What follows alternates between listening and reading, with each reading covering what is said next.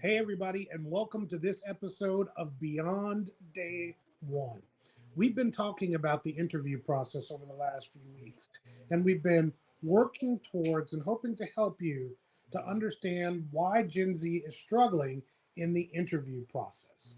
Now, last week we talked about the concept of poor communication, or at least challenges in your communication during your interview. And what we mean by that is we mean that there is a translation gap. There is what you say, and then there's what your interviewer hears. And if you're using things like casual or slang language, if you are, not being clear in communicating your skill sets, you're just treating the interview like a back and forth, a tit for tat, and not really thinking of it as a conversation that is an exchange between you and the interviewer, and you're using story in order to shape the conversation. And most importantly, remember, we introduced to you the concept PAR, problem, action, and result. When you use those tools, you're able to better reach that interviewer where they are and give them the information that they need so they can determine that you are what they how would we the best way to say it is that you are low risk. In other words, interviewers, when they are interviewing you, are also doing a bit of a risk assessment behind the scenes. They're wanting to identify, can they trust you? Will you represent the company well? And what kind of management load will you be? Will you be an easy management load, or will you be a difficult management load? And those are all the unwritten things that underlie questions that are asked of you during the interview process. So you're being able to smartly and wisely answer those questions benefits you.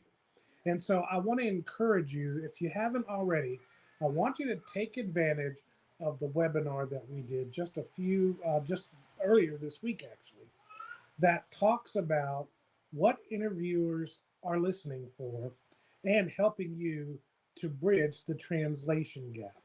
It's going to help you to not only better understand what interviewers are looking for, so you can position yourself to better be what they're looking for, but it will also help you to better understand how you should approach the answers that you give during an interview and how to help you feel confident that when you answer in this pattern that it will get good results for you.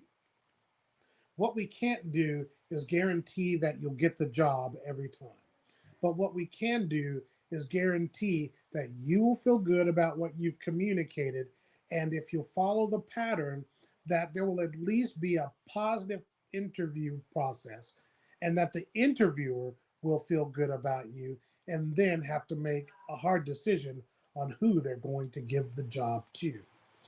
But tonight, we're going to talk about another piece of that puzzle, and that is the issue of professionalism.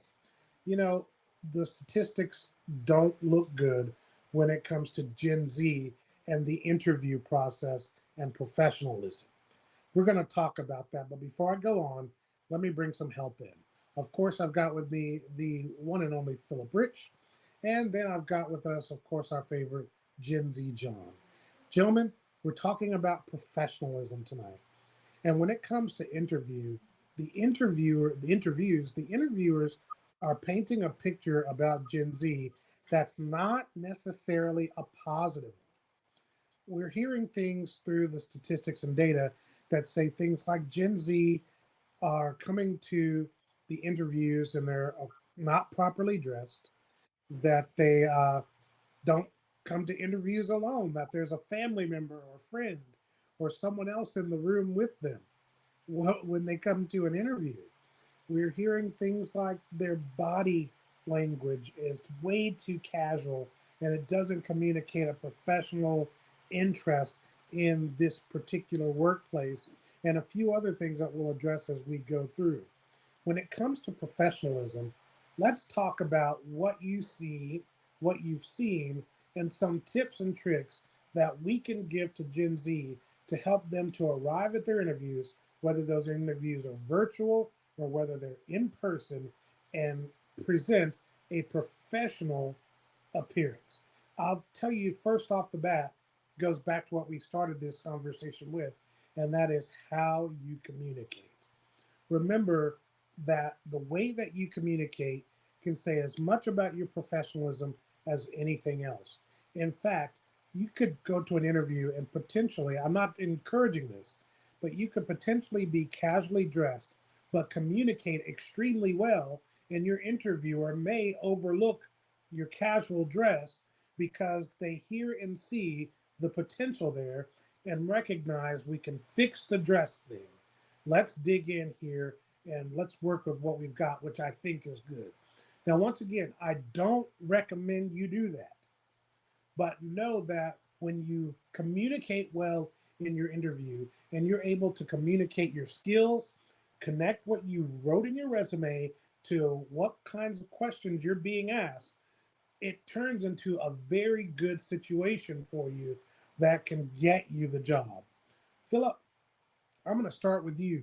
What's an area of professionalism that you've seen or that concerns you that we can help Gen Z to turn the corner on? It may seem obvious, but actually your attire is very, very important. There used to be a commercial that came on back in the day. I forgot what the product was, but the tagline said, "You never get a second chance to make a first impression." There's actually a lot of truth to that, and the way you dress is probably one of the easiest ways to convey a first impression that's positive. And when we say dressing professional, that means you definitely got to leave the Crocs at home. Uh, and the pajama pants are not going to be acceptable either.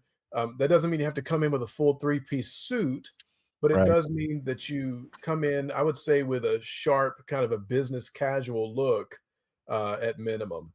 Mhm. Just your shirt could be tucked in, nice button-up shirt with a collar, some good-looking slacks, and some dress shoes of some kind. Again, it doesn't have to be overdone, but just some type of dress that conveys you actually care about how you look. I think that's one of the biggest things is just showing that you care about how you look, and that includes. I know I'm focused on attire, but that includes even making sure your hair looks decent. You don't want to look like you just rolled out of bed. That probably won't be the best way to go. And David, I'm not going to take too much more time, but I know that sometimes these things can depend on the company culture for the type of place you're going to be working, because there are places now that are very casual and they don't really care too much about how you look when you come into work. But I think still for you as a personal standard and a personal baseline, I think you should err on the side of being more professional in your appearance versus trying to be more casual. Yeah, Philip, I think you're 100% correct. You always want to dress for a level above what you want.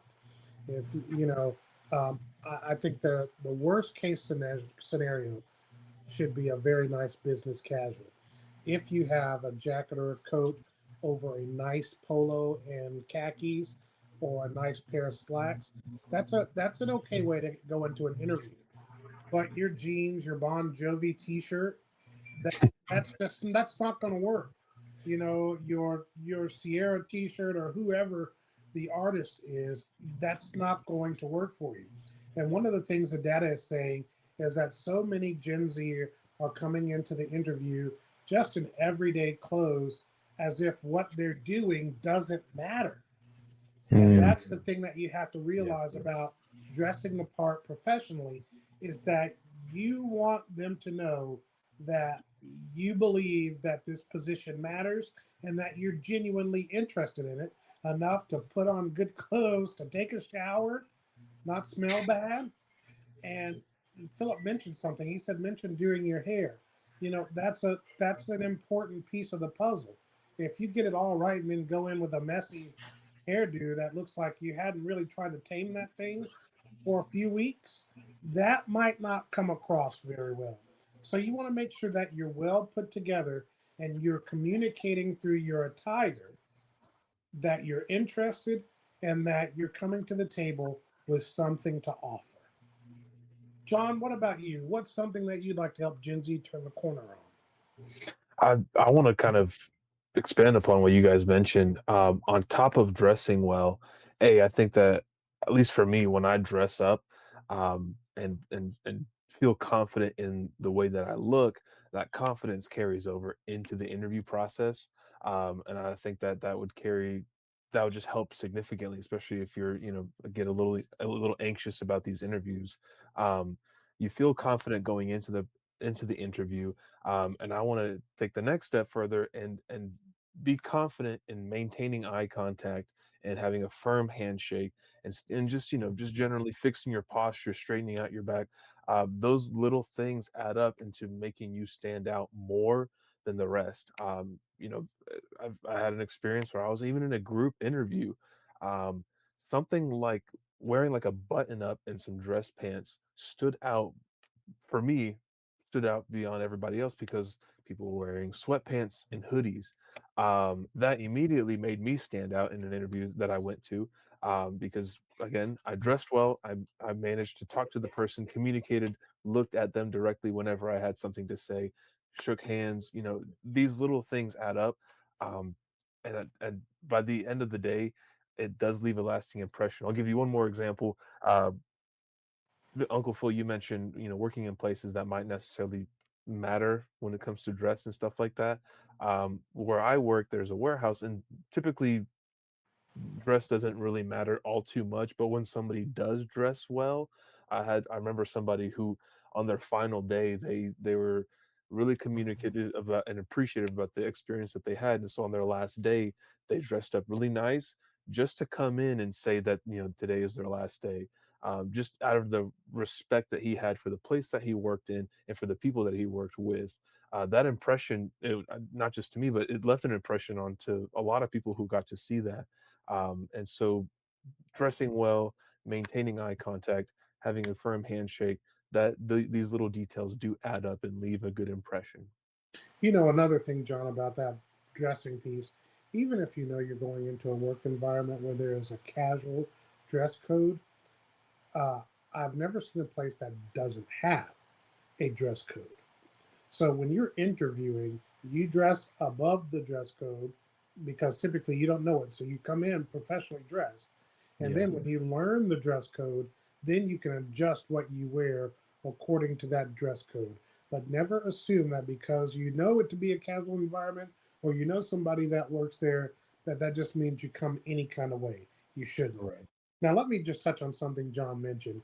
And he talked about body language. And that's another that thing that came up in the statistics that HR managers and hiring managers shared in a survey that one of the things that Gen Z comes to the table with is poor posture.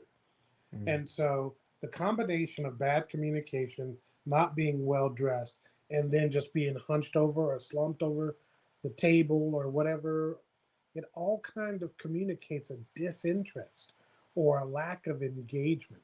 And that look, the reality is I know enough of my Gen Z friends and people we've worked with and so forth to know that that's not necessarily the case, but it's what it looks like.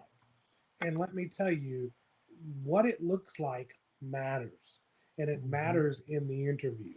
So if you come into an interview too casually and you take the interview casually, you're going to get casual results. And casual results typically mean you don't necessarily get the job unless somebody's desperate or they're hiring, like we've worked at some places like call centers where they're ramping up and they just need 1,200 bodies. And Yeah. so, as long as you can speak English and you don't seem to be too much of a problem, they'll take you in, but it doesn't typically last. For you Yeah. to get the kind of job you want and have it make a difference, you definitely want to dress the part, look the part, and communicate the part. That's it for this episode. We are so glad that you've joined us. Don't forget to check out the webinar from last week where we talked about what interviewers are looking for and how to bridge the translation gap. It's called the reality check, and you can find it on YouTube, and you'll be able to find it in our school community, which we'll tell you about soon. Bye now.